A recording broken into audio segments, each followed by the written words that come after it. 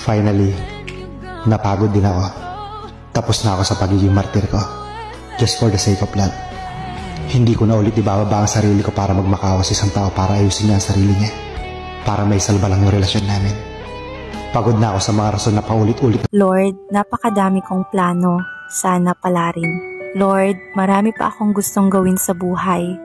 Marami pa akong plano sa buhay at sa ngayon, marami rin akong hinaharap na pagsubok. And at some point, I started to be afraid of my future.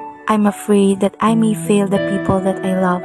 And I'm afraid to fail myself. I keep pressuring myself and it gets harder every day. But Lord, thank you for reminding me that you hold my future. And my future belongs to you. Thank you for reminding me not to be afraid, but to be confident in your plans. So Lord, when I'm afraid, I will put my trust in you.